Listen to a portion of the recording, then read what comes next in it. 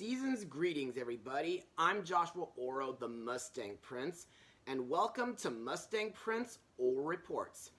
So, on this special Christmas morning, I've got a very special present for you. Now, I'm sure everybody remembers Disney's House of Mouse. Well, I sure as hey do, and this is still one of my favorite animated shows to watch on the Disney Channel during the 2000s, mostly for the Disney characters and the cartoons featured in each episode, though it is very disappointing that it's not on Disney Plus yet. Also to note, about 4 Halloweens ago, I blogged Mickey's House of Villains, which I consider nowadays as a criminally underrated Halloween special. However, my very first experience with the House of Mouse show was from a straight-to-video Christmas special, and that's what I'll be sharing with you today. So, released to video and DVD on November 6, 2001, the movie is Mickey's Magical Christmas Snowed In at the House of Mouse. Now, on for the plot of the special. After a successful Christmas Eve show, a huge snowstorm leaves Mickey and all of his guests at the House of Mouse stranded, unable to go home. Thankfully, Mickey decides to hold a free-of-charge Christmas party until the storm lets up. Unfortunately, his friend Donald Duck is not feeling the Christmas spirit. So, Mickey and Minnie play several different Christmas cartoons to get him into the spirit. Their magical memories soon put everybody in the Christmas mood, and as everybody lifts their voices in joyful song, they realize that the best Christmas of all is the one you share with all your friends. So, what do I think? Well, in my opinion, this film is really magical, and it's one that I have fun watching every Christmas time. And to further explain what I mean, let's move on to Mustang notes. Now, there's not a lot of trivia to talk about other than the fact that the film was produced by Walt Disney Television Animation, with animation production being done at Toon City Animation in Manila, Philippines. Plus, the events of the movie takes place during the second season of the House of Mouse. Now, before I ever owned this on DVD, I first saw it on VHS while me and my sister were going through Italian lessons at a certain friend's house. Anyway, in my opinion, like with the House of Mouse show and House of Villains, the animation for this special is great, though it is kind of cheap sometimes due to it being recycled from previous episodes. Also, I like the main plot where Mickey and the gang are trying to help Donald get into the spirit of Christmas. Also, since this movie was my first experience with the House of Mouse show, I love the many different Disney characters that are featured, from the classic Golden Age to the early 2000s. And, in my opinion, some of the most memorable ones who stick out to me the most include Belle and the Beast, the Three Little Pigs, and Ariel and Eric, along with the Mad Hatter, Mushu, Cusco, Timon and Pumbaa, even the Seven Dwarfs. Plus, I'm kind of surprised that the Disney villains like Jafar, Hades, Captain Hook, and a few others show Christmas spirit too. I also like the parts that share what every Disney character wants for Christmas and what they feel thankful for. You know, if I were to share my Yuletide wish, I would say that I would like to make millions of people all over the world happy, and I would like to find someone special to share a relationship with. And if I were to share what I'm thankful for this holiday season, I would say that I'm thankful to have such great friends, especially those who come from all over the country, like Nathan, Jonathan, Bonnie, Alpha Lion Simba, Movie Fan, and several others. Plus, I'm also thankful to consider the people at Musical Theater Village as my second family, and I'm hoping to perform with them in more stage musicals next year, like Oliver, Oklahoma, and Willy Wonka. Anyway, back to the special. I also like the Science of Santa scene, which is hosted by Professor Ludwig von Drake, where he explains how Santa can get to everybody's house in one night. His answer? Santa used a turbocharged Santa sleigh, which goes so fast that he can be in more than one place at the same time, which I think is a pretty interesting theory. Plus, I thought it was very hilarious when Mama Von Drake yells at Ludwig from off stage for being in the cookie jar. Also, I think her voice actress, April Winchell, sounds almost exactly like June Foray. By the way, on the topic of Santa, the man in red himself has been texting me almost all month, and a few days ago, he notified me that I've been added to his good list. Now let's move on to the film's Christmas cartoons. Unlike House of Villains, which had 8 cartoons, this special has 5. First up is Donald on Ice, which was first aired on September 11th, 1999. In this, Huey, Dewey, and Louie are building a snowman for a big snowman contest, but their Uncle Donald's ice skating mishaps destroyed their first attempt. So the boys get back at Donald by causing an ice crack to chase him until he comes across an abominable snowman. In my opinion, while this cartoon is mostly one big chase scene, I still consider it a lot of fun. Plus, it feels almost reminiscent to Donald's snow fight. Also, I didn't really expect an abominable snowman to be a living snowman. Next is Pluto's Christmas Tree, which was released on November 21st, 1952.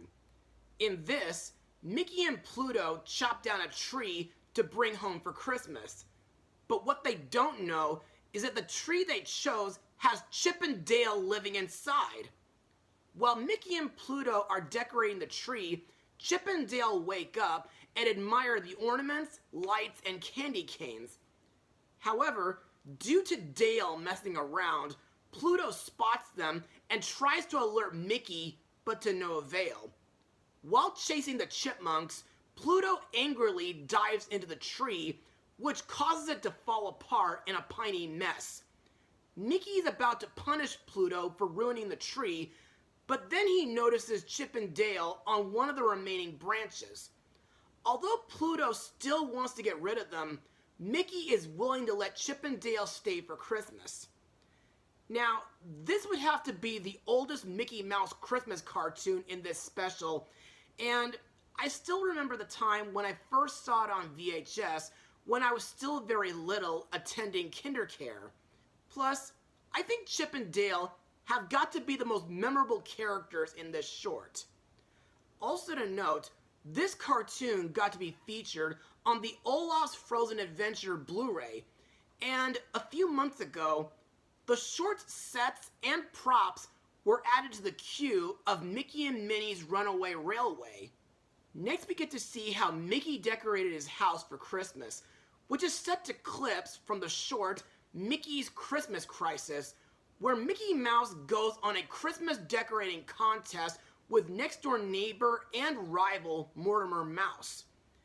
In my opinion, while the cartoon itself is pretty silly, I still think the way Mickey decorates his house with Pluto's help is very creative and festive. By the way, I'd like to share how my apartment is decked out for Christmas. Believe me, a lot of my friends say it looks very magical. Our next cartoon is The Nutcracker, which aired on October 23rd, 1999, and narrated by former Monty Python actor John Cleese. On Christmas Eve night, a beautiful young girl named Maria receives a Nutcracker doll from her godpapa Drosselmeyer. Suddenly, Maria shrinks down to the size of a toy and her Nutcracker comes to life. The two engage in a romantic dance, but their interlude is cut short by the appearance of the villainous Mouse King, who plans to kidnap Maria so that he can make her his queen. So, It's up to the Nutcracker, with some help from a magical, goofy snow fairy, to go into the Mouse King's hidden kingdom, battle the evil duck-like rodent, and rescue Maria. Now, believe me, this cartoon was Disney's second time adapting the Nutcracker. The first time was with one of the segments from Fantasia, and the third time was with the Nutcracker and the Four Realms. Plus, I recently discovered that this cartoon was inspired by a stage show called Mickey's Nutcracker, which was performed at Disneyland's Videopolis Theater back in 1991. Anyway, in my opinion, this cartoon is a very zany adaptation of E.T.A. Hoffman's Magical Christmas Story. Mickey and Minnie are a sweet romantic couple while playing as Maria and the Nutcracker. Professor Ludwig von Drake was a pretty decent choice to play Drosselmeyer.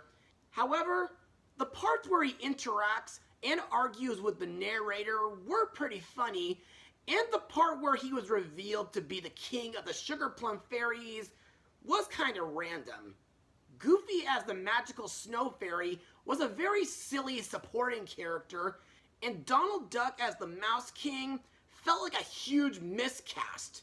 Heck, he says it himself that he didn't want to play the Mouse King, but he does it anyway due to the narrator telling him that the Mouse King wins, even though he doesn't in reality.